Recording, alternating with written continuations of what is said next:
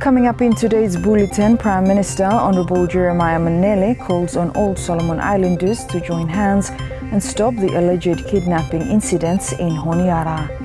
FFA held the groundbreaking ceremony for the Regional Fisheries Surveillance Centre, and the Ministry of Agriculture and Livestock will be holding a 3-day event to celebrate World Food Day this week. Hello, you're watching SIBC's TV News Bulletin. I'm Sharon Nanau. Prime Minister Honorable Jeremiah Manell calls on all Solomon Islanders to join hands and stop the alleged kidnapping incidents in Honiara. Manell told local media on Friday that the alleged incidents have threatened children and families.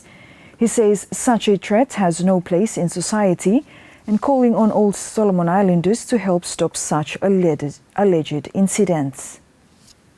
That I see as important, a very important domestic priority, is the law and order situation in terms of national security. And on that point, the kidnapping allegations. Ladies and gentlemen, our children and families have been exposed to risk and harm during the past week with the alleged efforts to kidnap children. There is no place in our society for these types of threats. And I call on all Somalilanders to join hands to stop these types of threats to the security of our children, our families, and our country or nation.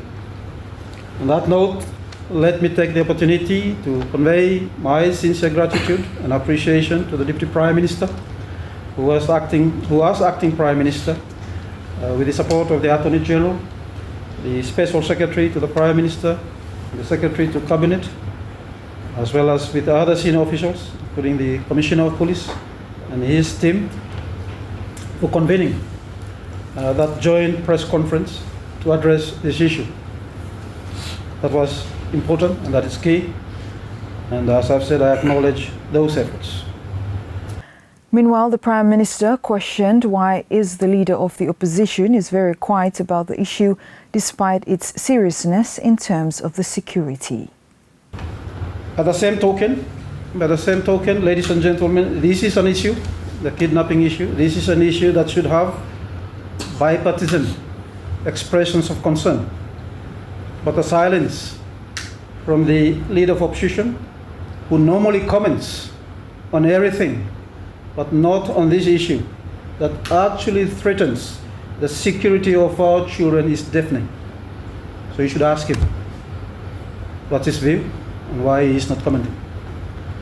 I'm advised that the legal notices to enable enforcement officers to require owners and drivers of public transport vehicles, buses and taxis, to remove the tinting from their vehicles is ready to roll out. Prime Minister Manell assures that the issue is one of his domestic priorities to address.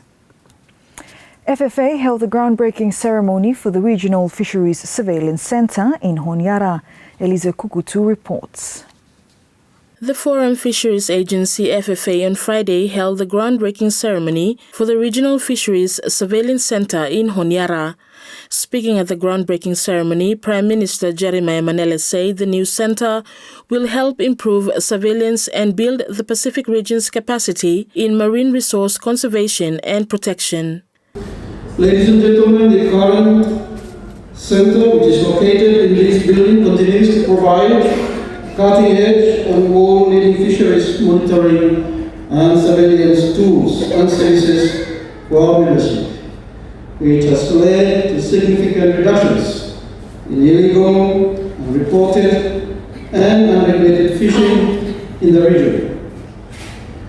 This new centre will further enhance FFA's capacity to continue addressing illegal fishing, which is a core task of the surveillance centre. As we have heard, the current centre is limited, including its capacity to accommodate and train people from FFA's membership. The new centre is expected to extend the reach and capacity to address illegal fishing with further opportunities for capacity building and collaboration with members and regional security-related agencies on broader maritime security threats. I understand some of the officials there tonight do come or represent these security-related agencies. I'd like to take the opportunity as well to acknowledge the work that you have done in collaboration with FFA and other stakeholders in this space.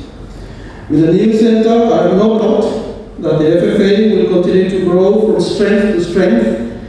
Outgoing FFA Director General Dr. Manu Matavai Tupo, in her remarks, said the landmark occasion of the Regional Fisheries Surveillance Center is due to the solidarity of the FFA member countries. We are reminded time and again that whilst we have record highs of employment at 28,000 in our tuna fishery sector, record highs of export earnings of 1 billion a year, stable increase in our government revenue from our catch of $500 million a year, an unprecedented increase from 21 million a year to 60 million a year from just one partner, over a period of 10 years of an increase up to $600 million a year. Whilst we recognize those amazing achievements of our governments and our people,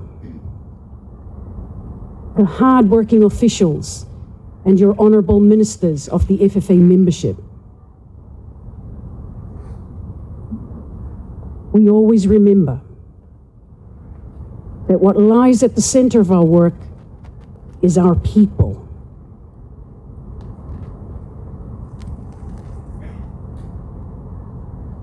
And our solidarity has consistently defined our success for our people. This landmark occasion reminds us yet again.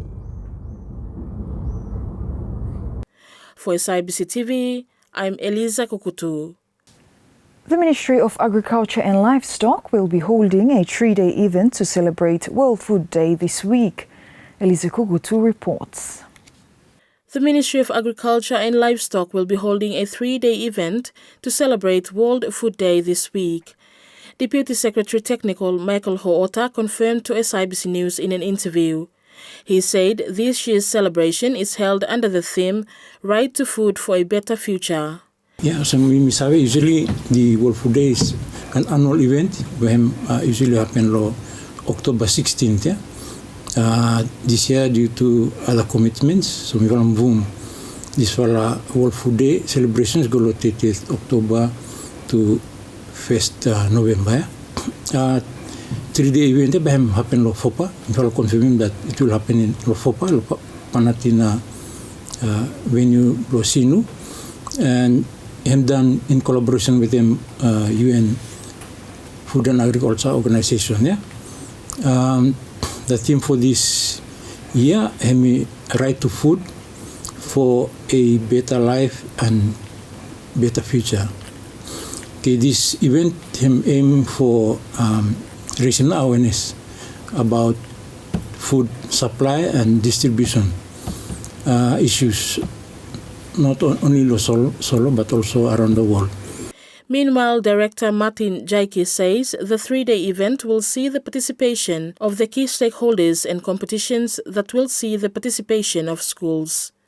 2024 World Food Day event will happen from Wednesday number 30 October to number 1 November. Yeah, lo Fopa Village, lo Panatina, as Michael him Talem. Just brief outline long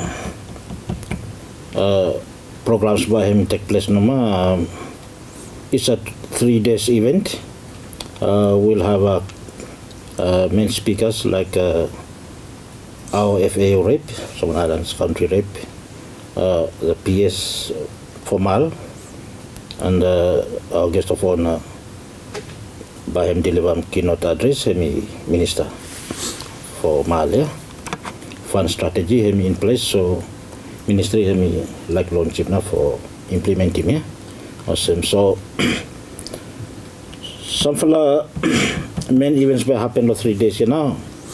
By me got activities from our stakeholders.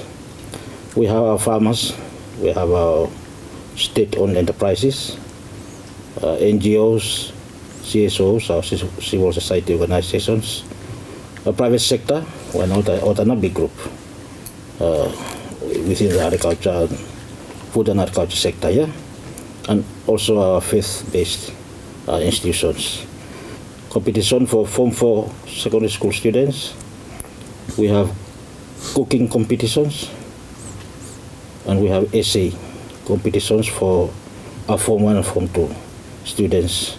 So the schools may select and finish, or they respond, but participate. For SIBC TV, I'm Eliza Kukutu. The Melanesian Spearhead Group, MSG, held its 6th Security Strategy Working Group meeting in Honiara. Mary Manell with the details. The Melanesia Spearhead Group, MSG, held its 6th Security Strategy Working Group meeting in Honiara. The meeting brought together civil society organizations and non-government organizations in MSG to discuss issues of mutual interest. Delivering his remarks, Director General of MSG, Leonard Loma, highlighted some of the security issues in the region that needs to be addressed. So with your indulgence, let me just quickly go through a number of issues that I think need to be addressed head on. Some of which I have posed as questions. Let me start with the first one. The understanding of the MSG security strategy at the national level. It is imperative that all stakeholders at the national level are aware of what is contained in the MSG security strategy. So I ask myself, have we sufficiently socialized the text of the MSG security strategy and the ideas it contains amongst all the necessary stakeholders in our national jurisdictions? Have we? Meanwhile, Chairman of the MSG Security Strategy Working Group, Mason Smith, says the meeting marks a significant milestone in the organization's efforts to ensure a safe and peaceful Melanesia. This meeting marks a significant milestone in our collective efforts in ensuring a safe, peaceful, and prosperous Melanesia for us as a sub-region and also for the broader Pacific region. We have, over the next 2 days, an opportunity to build on the progress that we have made since we convened this working group almost 6 months ago. Plus, to build on the work that we have ahead of us, and that is to finalize the MSG security strategy, which can only be achieved through mutual understanding, cooperation, and frank and open dialogue over the next 2 days. Mary Manell, SIBC TV. A national consultation on standard operating procedures, SOPs, for planned relocation commenced in Honiara. Cyclones, flash flood and other weather-related events have already forced about 26,000 people within Solomon Islands to relocate since 2008. Andrea Mahanua with more. A national consultation on standard operating procedures, SOPs, for planned relocation commenced in Honiara on Thursday. The two-day workshop brought together representatives of national and provincial government, key stakeholders, and donors to share ideas and priorities on planned relocation. International Organization for Migration, IOM Program Manager Nathalie Hanley told SIBC News the consultation is vital to developing SOPs for the country's planned relocation guidelines. This is something that we're doing, and it's supposed to be very consultative, which is why we're having a national consultation today, but also evidence-based. And as part of that, it's really taking the time to engage with communities that potentially could be relocating in the future, or that may be close to a future relocation site, or that historically have been in close proximity to an incoming relocation, to really understand what are the needs for assistance that relocating communities might have, and what are also some of the concerns and the needs of assistance that communities in close proximity to relocation sites might have, because it's very important to take into consideration the needs and the impacts on all of the stakeholders impacted by a relocation, not just the relocating community.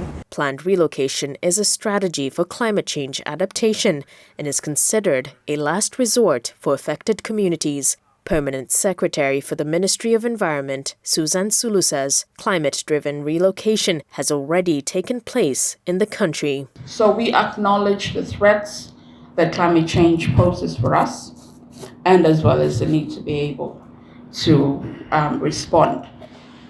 Regionally, the civic leaders have also highlighted that climate change is causing irreversible loss and damage. Our national security strategy also recognizes that climate change as the #1 global security risk facing Solomon Islands, and we know and are already experiencing the impacts of climate change.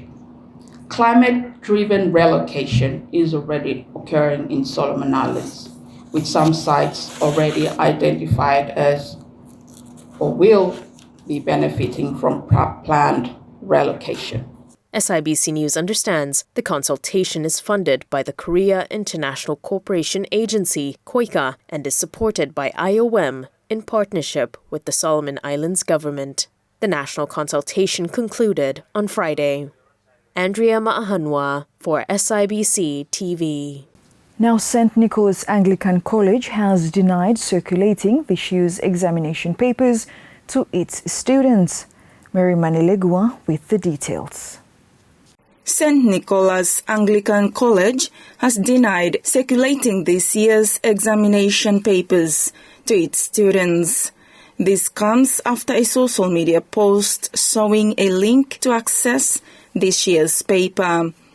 Principal John Pattison told SIBC News that the school has never dealt with issues of linked exam papers or sent out any unverified emails from the school administrations. And St. Nicholas will always uphold what is expected from every authorities and parents. Never at any time such events or some what implicated on Facebook or that go viral by St. Nicholas stand for. Because year in, year out for so many years, I think the basic values of the school now what make them school. The principal advises relevant authorities to take swift action against unverified sources that could tarnish the school's reputations. Currently, me fala believe that fala web page them go out. No me fala, me clear them air on our behalf. Otalo Ministry, the net department manager and income, me tala talk and me tell them same something. To take an action further into finding out individuals or groups that are involved. Me fala no garam the know-how, the ability to go as far as that. But me believe him with the important stakeholders on telecom and police, I'm very easy no ma. I think me call to that telecom should lock him down. Not those seems not the it has to be now, not November. It has to be now because this is what happens. Yeah, in the recent past, last week in almost something upload social media. So that idea of lock him down or the SIM them not registered, it has to be now. It has to be na biasa sekolah society blame. Mary Manell, SIBC TV. Youths of Nossi community have ramped up night watch following the alleged abduction attempts in Honiara. The community began conducting night watches to assist police efforts since 2001. Nossi Youth Committee Vice President Henry Odogari told SIBC News the practice keeps youths engaged and the community secure. The youths play important role to the society. So him now time putu mo ta youths for involved kind activities so same then help police so same para good to mas for recognition lo community of same side lo other things so same. Over a dozen youths have volunteered to participate in the night watch activities since Friday last week. Head of the night watch team, Sam Sudu Jr. explains that patrols are conducted along the main Nossi Road. Me make him two kind for patrol. For patrol keep him kasem lo Australia kom. And decide go for tasay back belum falaya. Kasem waktu lo middle hill. And then bara nice no full clear no everything. I think me start lo Friday. Then today me Thursday na. Meanwhile, Police Commissioner Mosting Mangau, following the recent abduction incidents, told local media checks of vehicles carried out by local communities is illegal. I understand that there are vehicles as well too been damaged, a lot of roadblocks have been erected by public as well too, or community believe me. But erecting of roadblocks inside our community, you are taking the law into your own hands when you damage vehicles. And you also are not authorized to conduct any traffic checks or any roadblock or public roads. It's another offense. I'm good at immigrant was a community policing committees established, lot of various community establishing of community committees. Yeah, for watch him. Any suspicious movement in the community, then he will report him through the channels and been established law of the communities. Believe me. Even I understand that there is a vehicle being damaged at Alligator. There is a community policing team as well too. There committee has been established. So there are settings that will be established. I'm appealing law publicly Honiara if there are Honiara or even outside of Honiara, if there are roadblocks where you erect him, you have to close him down or those are roadblocks. And you may not spoil them too or tarak block people Honiara or even though outside Honiara. Story, but time we take him law on hand by himself two problem. But as good citizens of the country, we should watch and report him any suspicious movement within our communities. Law, rightful authority. Police and patrol come no every day and night. No. Since Friday, we are actually heightening our patrols there. The 28th National Oratory Speech Competition 2024 was successfully held. Mary Manell with the details. The 28th National Oratory Speech Competition 2024 took place in Honiara on Friday. In an interview with SIBC News, Chairman of the National Oratory Speech Competition Committee, Desmond Waita, says this year's competition is impressive. He says the competition standard has leveled up compared to the past competitions. I'm extremely pleased, glad of the standard of speeches. The students have prepared very extremely well. They have researched the topic very well and they speak with very confidence. The judges find it very difficult and I would like to thank their English teachers for preparing the students to come and take part in the 28th National Speech Competition. Next year will be the 29th, and then in year 2027 we will celebrate our 30th anniversary. I would also like to thank the sponsors. The major sponsors is our Telecom, our South Pacific Oil, and Provincial Press. Thank you right from the bottom of my heart for believing in our students, our young voices, and supporting them in this national oratory contest. The students have gained a lot. They have researched the topic very well. They have confidence, self-esteem, and pride. And also to the teachers as well and to those schools taking part.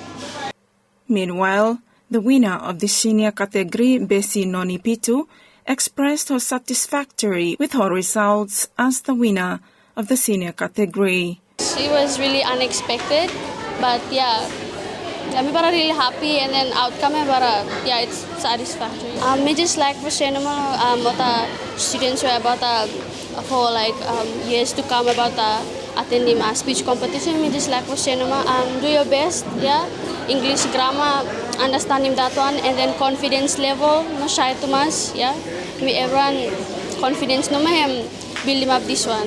Mary Manell, SIBC TV.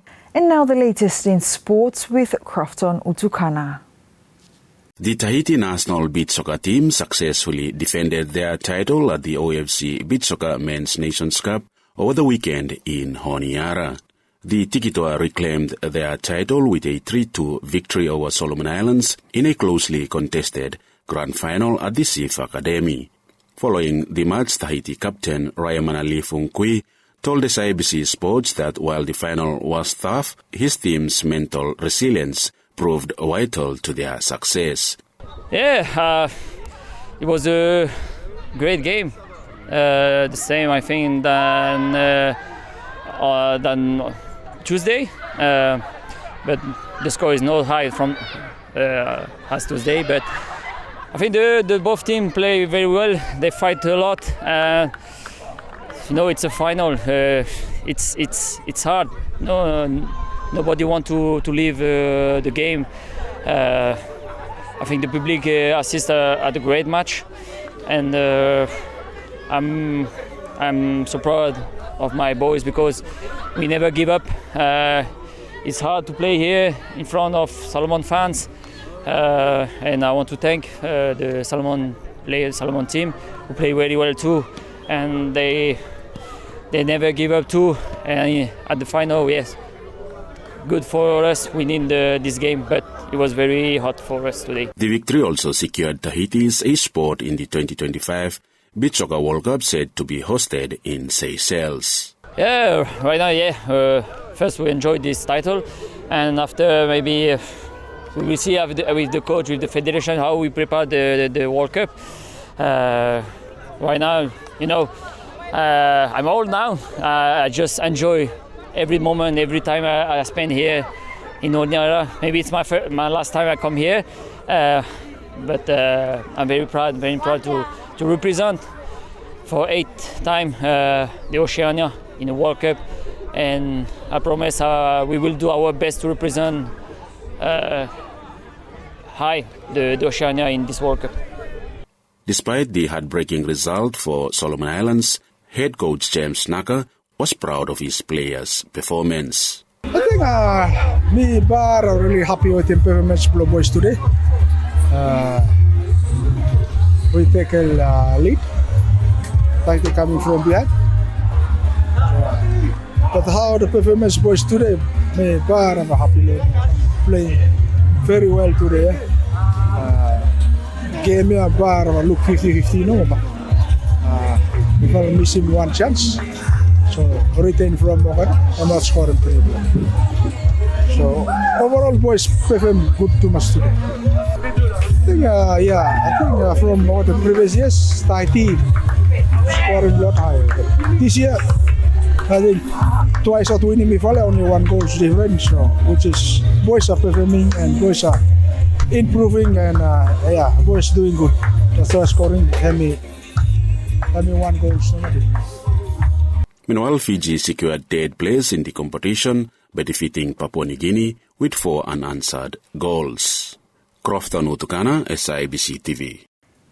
And that's news. Follow us on sibconline.com.sb and our SIBC News Facebook page for more of our latest stories. Thanks for watching.